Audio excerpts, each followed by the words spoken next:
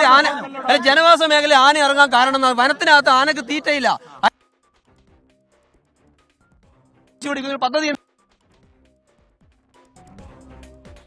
ഭാമിൽ നിന്നുള്ള ജനങ്ങളുടെ പ്രതിഷേധത്തിൻ്റെ സ്വരമാണ് നിങ്ങൾ കേട്ടത്. അവിടെ ആളുകൾ ഇളകി വശായിട്ടുണ്ട് എന്നുള്ളതാണ് നേരെ. കാരണം എത്രയോ തവണ അവർ ഈ മരണങ്ങൾ കണ്ടതാണ്. തുടർച്ചയായ കാട്ടാനാക്രമണം അവിടെ അരങ്ങേറുകയാണ്. ഇന്നത്തെ മരണം കൂടിയായപ്പോൾ 19 പേരായി എന്നാണ് എല്ലാവരും പറയുന്നത്. അതുകൊണ്ട് തന്നെ പ്രതിഷേധവും അത്ര രൂക്ഷമായിട്ടുണ്ടെന്നാണ് നമ്മൾ മനസ്സിലാക്കുന്നത്. ഈ ആദിവാസികളുടെ ജീവന സ്വത്തിന് സംരക്ഷണം കൊടുക്കുക, ഇതാണ് വേണ്ടത്. അത് ശാസ്ത്രീയമായി പരിഹാരം കണ്ടെത്തുക. ആന മതിൽ അടിയന്തരമായി നിർമ്മാണം എഴഞ്ഞു പോകുന്നതിന്റെ കാരണം ഫോറസ്റ്റ് ഡിപ്പാർട്ട്മെന്റിന്റെ അനാസ്ഥക്കേട് കാരണം കൊണ്ട് തന്നെയാണ് ഈ മതിൽ നിർമ്മാണം എഴഞ്ഞു പോകുന്നത്. അതുപോലെ കാട്ടാനകളെ സംരക്ഷിക്കുന്ന ഒരു നിലയിലേക്ക് മനുഷ്യന് യാതൊരു വിലയും ഇവിടെ നമുക്ക് നടപ്പിലാക്കി കിട്ടുന്നില്ല. കാട്ടാനകൾക്കാണ് അവർക്ക് ഏറ്റവും കൂടുതൽ ഊന്നൽ നൽകി ഇത് കൊടുക്കുന്നത്. ഞങ്ങളിവിടെ പുനരധിവാസം ഞങ്ങളിവിടെ കെട്ടിപ്പോകുന്നത് നമ്മളിവിടെ ജീവിക്കുന്നവരാണ്.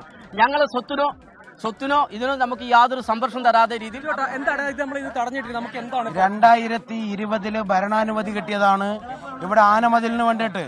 സാങ്കേതികത്വത്തിന്റെ പേര് പറഞ്ഞുകൊണ്ട് ഇവിടെ ആനമതിൽ നിർമ്മാണം സ്തംഭിച്ചിരിക്കുകയാണ്.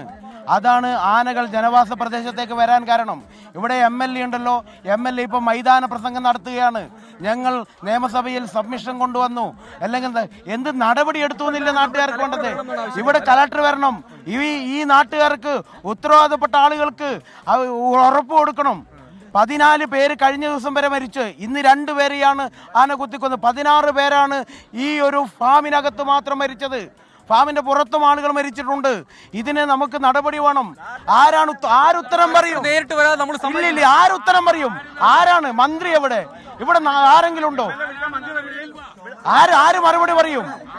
ആര് പറയും? ഇതിനു മുമ്പ് നമ്മുടെ ആവശ്യം കലക്ടർ കൃത്യമായിട്ടും ഒരു ഭരണപക്ഷത്തുനിന്ന് ഒരാൾ വന്നിട്ട് ഇവിടുത്തെ ജനതയ്ക്ക് ഉറപ്പ് കൊടുക്കണം. എന്നാൽ മാത്രമേ ഈ വാഹനം ഇവിടുന്ന് കൊണ്ടുപോകാൻ അനുവദിക്കുള്ളൂ. പിന്തുണ, ഞങ്ങളുടെ പിന്തുണ ജനങ്ങൾക്കുണ്ട്, ഈ നാട്ടുകാർക്കുണ്ട്. അതായത് ഈ കാണുന്നത് ഈ മൃതദേഹങ്ങളുള്ള ആംബുലൻസ് ആണ്. ആ ആംബുലൻസ് ഇവിടെ നിന്ന് വിട്ടു നൽകാൻ അനുവദിക്കുകയില്ല. കാരണം കലക്ടർ ഉൾപ്പെടെയുള്ള ആളുകൾ സ്ഥലത്തേക്ക് എത്തണം എന്ന ആവശ്യമാണ് അവർ പറയുന്നത്. കാരണം ആ വൈകാരിക പ്രകടനമാണ്, അങ്ങേയറ്റം വൈകാരികമായ പ്രതിഷേധമാണ്. അങ്ങനെ പറഞ്ഞ ഇവര് എന്തിനു വേണ്ടി ജോലി ചെയ്യുന്നു? ഒരു ദിവസം നമുക്ക് വിട്ടുതാ. എന്റെ വീട് ഇതിന്റെ തൊട്ട് മുകളില. ഈ പോർച്ചുകാർക്ക് അറിയാം എത്ര കാട്ടുമൂലല്ല ഞാൻ നിൽക്കുന്നത്. എന്റെ വീടിന്റെ സുരക്ഷയുമില്ല എന്നാണ് നിങ്ങൾ പറയുന്നത്. ഒരു സുരക്ഷയില്ല. നിങ്ങൾക്ക് വേണമെങ്കിൽ എപ്പോ എന്റെ വീട് 2 വീട് കാണിത്തരാം. കറണ്ട് പോലും ഇല്ല. ആ ഇരുട്ടത്തെ നമ്മൾ നിൽക്കുന്നത്. അതിനാ ഏതെങ്കിലും ഇവിടുത്തെ പാർട്ടിക്കാരെങ്കിലും വരുന്നുണ്ടോ ഒന്ന് നോക്കാൻ? അല്ല പഞ്ചായത്തിന് മെമ്പറോ ഇവിടുത്തെ ആരെങ്കിലും അധികാര ആരെങ്കിലും വന്ന് നോക്കുന്നുണ്ടോ?